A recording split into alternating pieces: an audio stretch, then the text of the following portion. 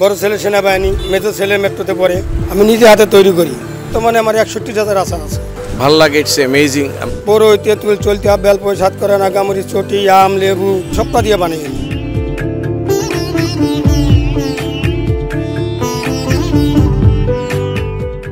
সম্পূর্ণ বিশুদ্ধ। আমি নিজে হাতে তৈরি করি, শুধু সিরকা দিয়ে তৈরি করি। সিরকা দিয়ে তো তৈরি করা এটা তো সবাই জানেন। হ্যাঁ, আর আমি যে আচার বানাই খুব পরিষ্কার করে বানাই, নিজে হাতে বানাই, অল্প বেশি। হ্যাঁ, আর নিজেই বেশি, কোনো কর্মচারীও নাই, কেউ নাই। আমি একাই বানাই, একাই বিক্রি করি। আমি দীর্ঘদিন ধরে বিক্রি করি। সিলেটে 22-23 বছর হয়েছে আমি সিলেটে বিক্রি করি। আমি ওই একটা গাড়ি দিয়ে আমি চলি মোটামুটি, আল্লাহ চালায়। আর মানুষ আমাদের খুঁজা আচার নেয়, ভালো তো সুস্বাদু লাগে, মানুষের মুখে ভালো লাগে, নেয়। আমি তো রং সাগারিন ছাড়া বানাই, চিনি গুড় দিয়া বানাই।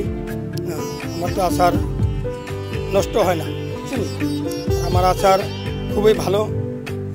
মহিলারাও নেয়, সবাই নেয়, বাইরের মানুষ আইয়া নেয়। যদি ভালো না হইতো তাহলে মানুষে খুঁজে নিত না। আমি যে কোনো ফল দিয়া আচার বানাই। যে কোনো মানুষের যদি কয় যে একটা ফল দেয় বা বলে, তো ফলটা দিয়ে আমি বানাই দিই। আবার নিজে হাতে তৈরি তো করি, সব ফলেরই আচার বানাই। মনে করেন এখন বর্তমানে আমার 61 জাতের আচার আছে। বড় তেঁতুল, চলতি, বেল, পয়, সাতকরা, নাগামরিচ, চটি, আম, লেবু, রসুন, আদা, তারপর ওই যে আমলকি, হরতকি, বয়রা সবটা দিয়ে বানাই আমি।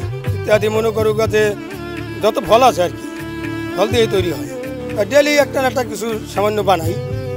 এত 10 কেজি 15 কেজি, একটু বড়ই একটু বেশি বানাই, 1 বস্তা বড়ি বানাই। বড়িটা একটু বেশি চলে, চলতে একটু বেশি চলে, ওই একটু বেশি বানাই আর কি।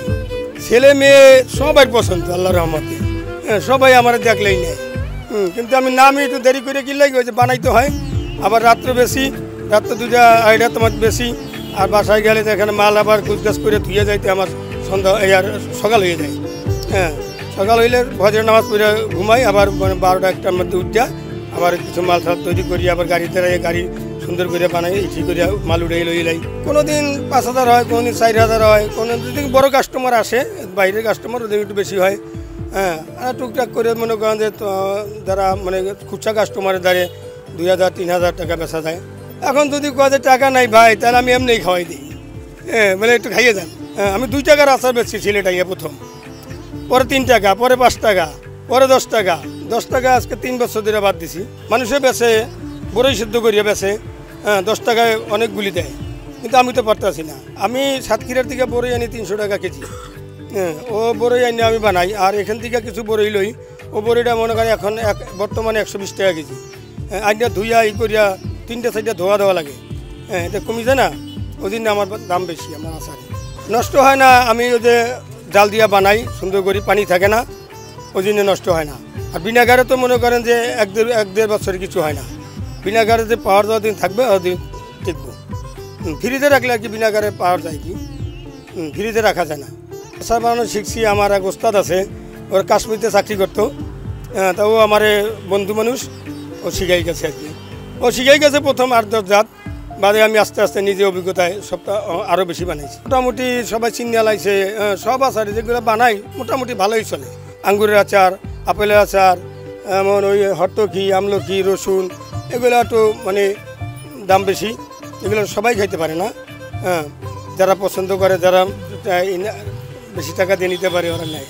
লস লাভ আমি অত খাইতে আছি, করতে আছি, ও তো আমার বাচ্চা কাচ্চা লেখাপড়া করে। বড় ছেলে সেনাবাহিনী, হ্যাঁ, ও মেজর ছেলে মেট্রোতে পড়ে। সব মৌসুমে এই ভদ্রলোকের বানানো আচারটা আমরা খুব ভালো লাগে, খাই। আমরা অনেক সময় ওনাকে খোঁজ করে থাকি, না আসলে আমরা উনি যে নির্ধারিত পয়েন্টে বসেন ওই পয়েন্টে গিয়ে আমরা কালেকশন করি। ভাল লাগে, ইটস অ্যামেজিং। আমরা খুব আনন্দ পাই।